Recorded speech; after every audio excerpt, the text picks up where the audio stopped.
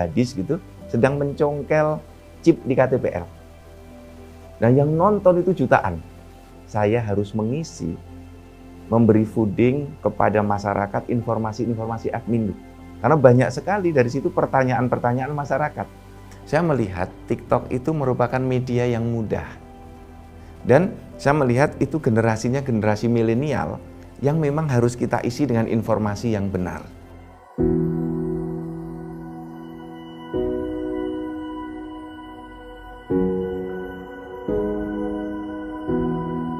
Assalamualaikum warahmatullahi wabarakatuh. Alhamdulillah, salam sehat, salam bahagia untuk kita semuanya. Saya Yudhana Fakrullah, Direktur Jenderal Kependudukan dan Pencatatan Sipil Kementerian Dalam Negeri. Kalau tentang pekerjaan saya menjadi dirjen ini sejak tahun 2015, kurang lebih 6 tahun yang lalu. Ya. Saya termasuk salah satu dirjen yang paling lama di Kementerian Dalam Negeri, ini belum pindah, masih di sini. Pak Mendagri, Bapak Presiden masih memberikan amanah saya untuk menuntaskan pekerjaan-pekerjaan di sini. Nah, kalau melihat apakah saya jadi dirjen ini, misalnya ya banyak tantangan, iya tantangannya besar sekali. Karena kita dulu mendapatkan tugas untuk memang menyelesaikan persoalan-persoalan yang sedang terjadi pada waktu itu. Termasuk bagaimana persiapan Pileg Pilpres di 2019. Kita harus merapikan data kependudukan. Pekerjaan pokok Dukcapil itu memberikan identitas bagi seluruh penduduk kita. Nah, penduduk Indonesia itu besar sekali, 271 juta. Penduduk terbesar nomor 4 di dunia.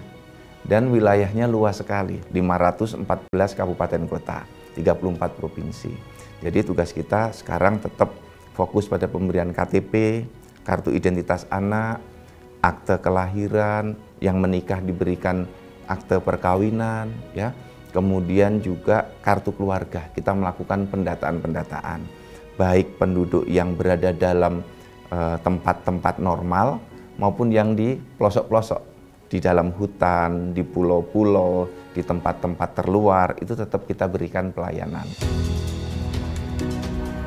Nah, kalau dari latar belakang keluarga, saya ini termasuk beruntung. Saya itu dari keluarga saya, itu satu-satunya yang bekerja di Kementerian Dalam Negeri, dari keluarga besar saya itu saya yang pertama kali. Jadi saya dulu datang ke Jakarta, itu di Kementerian Dalam Negeri tidak ada saudara, tidak ada teman, sendirian. Gitu.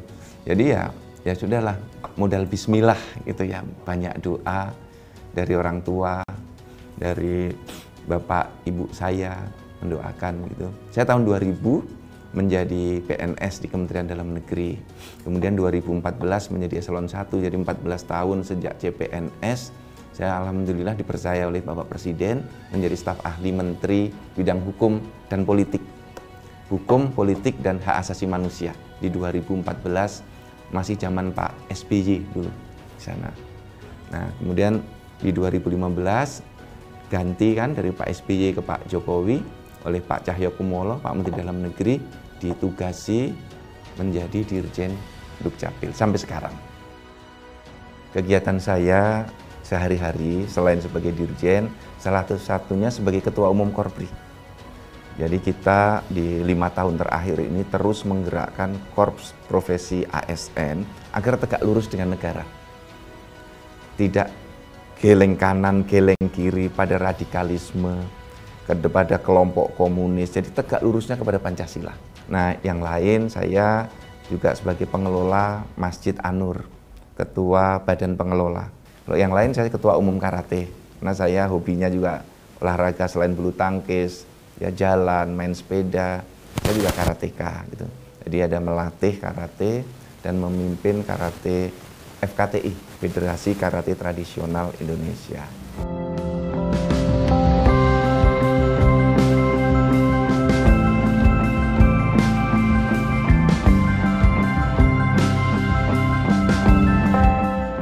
Terkait dengan TikTok ini ya, saya dulu sebenarnya nggak terlalu suka dengan TikTok.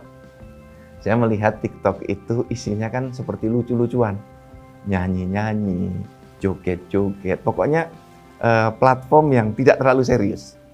Dulu, itu ketika saya belum melihat secara keseluruhan. Jadi image saya pada waktu itu, TikTok itu untuk anak muda, muda-muda banget gitu. Kan kalau dilihat nyanyi-nyanyi, joget-joget gitu. Kemudian ada satu peristiwa ketika anak saya menunjukkan ada TikTok anak muda dari Aceh, seorang gadis gitu, sedang mencongkel chip di KTPL. Nah yang nonton itu jutaan. Anak saya mengatakan begini, "Pak, ini loh ada orang buka TikTok di akunnya nyongkel-nyongkel KTPL. Ini nggak boleh, Pak." Terus gimana, Dik? Saya tanya gitu. "Papa harus buat TikTok, diduetin di situ. Gimana caranya?" "Udah, adik buatin ya." Nah, disitulah saya dibuatkan akun TikTok oleh anak saya. Kemudian diduetkan dengan yang congkel-congkel chip itu. Nah, saya disuruh ngomong sama anak saya.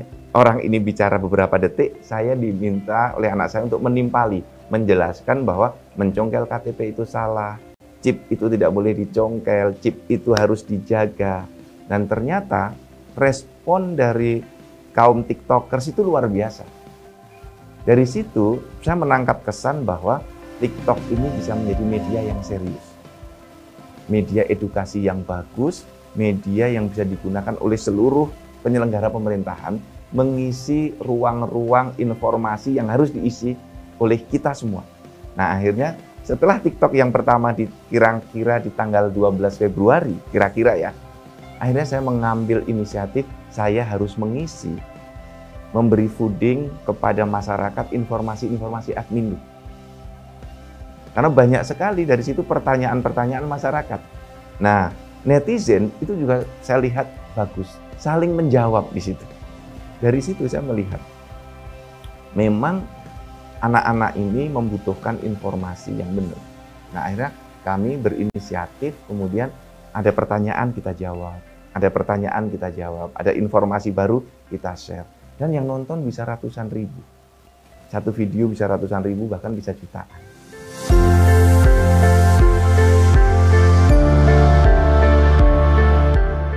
Pada mulanya saya hanya pengen satu itu aja. Hanya pengen menjawab yang satu itu. Kemudian melihat responnya banyak sekali, saya dibuatkanlah yang kedua dengan anak saya. Ini Pak, bikin lagi.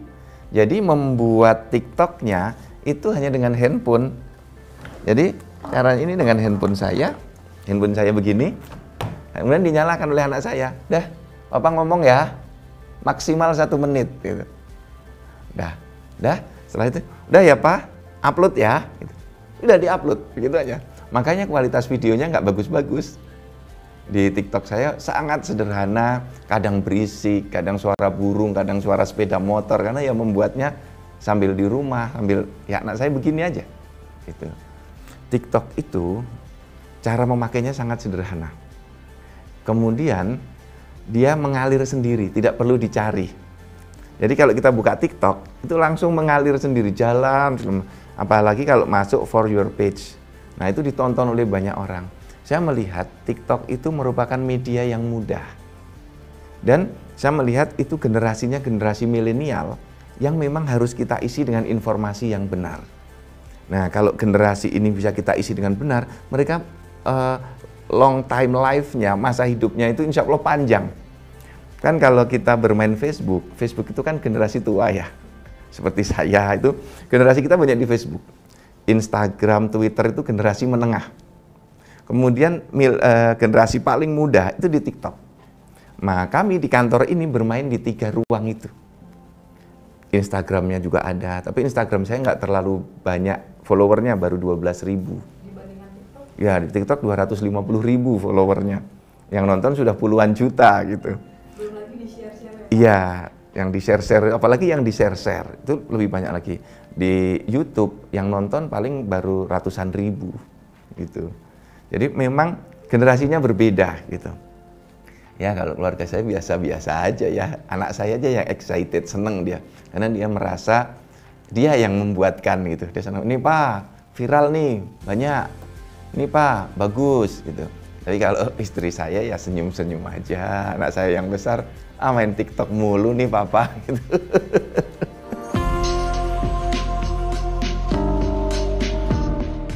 Saya senang Pak Menteri beberapa kali menyampaikan dalam rapat eselon 1 itu loh, seperti Pak Zudan buat TikTok, jelaskan ke masyarakat apa yang menjadi pekerjaannya, apa yang sedang dikerjakan, sehingga masyarakat tahu gitu ya. Terus Dan yang membuat saya bahagia gitu, Dinas Dukcapil sekarang mengikuti. Dulu kan saya sendirian. Nah sekarang sudah banyak kepala dinas membuat TikTok, menjelaskan layanan di wilayahnya. Dan bagi saya ini benar dan ini penting. Agar mereka tumbuh tanggung jawab untuk memberi pelayanan dan merespon isu-isu yang muncul di masyarakat. Saya mengambil peran di dalam TikTok itu untuk mengedukasi masyarakat. Itu peran ternyata sangat efektif, Mbak. Dengan TikTok itu kita bisa menjangkau lapisan masyarakat sampai ke anak-anak. Dan anak-anak itu adalah kertas putih yang harus kita isi. Nah, nanti dia akan membawa image ke masa depan yang lebih panjang. Maka ini kalau kita semua mau membentuk Indonesia ke depan yang lebih bagus, sentuh dari anak-anaknya. Nah itulah maka saya sekarang aktif di TikTok itu untuk memberikan edukasi. Jadi kalau dengan di TikTok karena hanya 1 menit semuanya harus padat. Ibaratnya kalau itu harus daging semua gitu loh. Nggak boleh ada tulang-tulang, nggak boleh ada yang lain yang orang nggak berminat gitu. Nah ada yang seperti itu ya, misalnya mengatakan, Pak masih ada pungli. Saya tanya, di mana? Dia menyebut satu daerah. Nanti tulisan di situ, kan ada tulisannya, menyebut misalnya Dinas Dukcapil Kabupaten X. Saya foto aja di situ. Saya kirim ke grup di sana. Ini ada pengaduan di TikTok. Jadi saya nggak ngomong apa-apa. Nanti kan saya dikiranya memfitnah. Saya foto aja di situ, sehingga orang bisa ngecek. Masuk aja ke akun TikTok saya. Nanti kamu akan lihat di situ. Ini efektif untuk bagian dari pengawasan masyarakat. Masalah si TikTokersnya itu jujur atau tidak, biar nanti di lapangan yang memverifikasi. Kemudian kalau ada ini serius, orangnya benar, nanti memberi informasi. Ini loh dulu saya ngurus ini bayar. Bayarnya di mana? Di petugas dari desa. Nah, tanya lagi, Anda ngurus sendiri? Enggak. Ya wajar lah. Anda minta tolong masa orangnya dikasih uang bensin, suruh jalan kaki apa gitu. Ya kasihlah untuk makan. Bayangkan kalau desa ke kabupaten kan bisa 30 kilo. Nah, makanya kita mendorong urus sendiri. Nah, dia jawab, saya akan repot Pak. Nah, ini kalau yang seperti ini kan memang tidak mudah kita mengedukasi masyarakat. Maka harus telaten, harus sabar gitu. Indonesia besar, 271 juta penduduknya.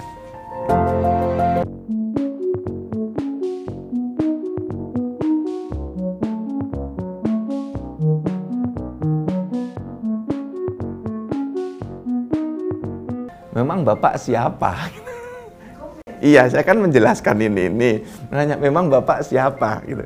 Nah, saya nggak menjawab, tapi di bawahnya yang menjawab. Itu dibuka akunnya, dia yang buatin KTP kita, itu Dirjen Dukcapil gitu. Itu ada yang seperti itu. Kan dulu di awal-awal saya nggak dituliskan identitasnya. Hanya pertanyaannya apa, nggak ditulisi. Anak saya memberitahu, Papa harus ditulis. Papa ini banyak orang yang nggak ngerti, Papa siapa?